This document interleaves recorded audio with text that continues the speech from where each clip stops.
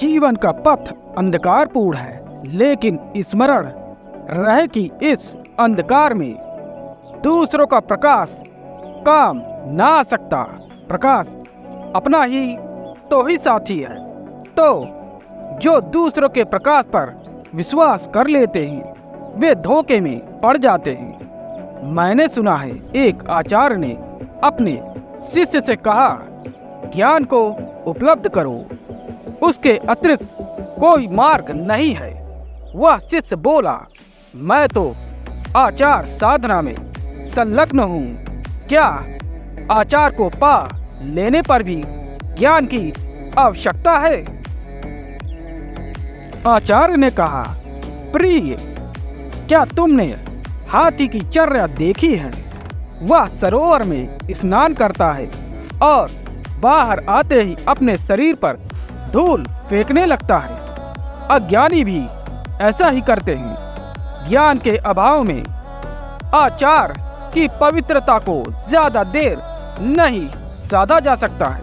तब शिष्य ने नम्र निवेदन किया, भगवान, रोगी तो वैद्य के पास ही जाता है, स्वयं चिकित्सा शास्त्र के ज्ञान को पाने के चक्कर में नहीं पड़ता।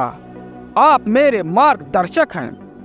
यह मैं जानता हूं कि आप मुझे अधम मार्ग में नहीं जाने देंगे।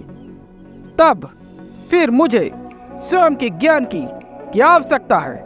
यह सुन आचार्य ने बहुत गंभीरता से कथा कही थी। एक वृद्ध ब्राह्मण था, वह अंधा हो गया, तो उसके पुत्रों ने उसकी आंखों की शल्य चिकित्सा करनी चाहिए, लेकिन उसने अस्वीकार कर दिया।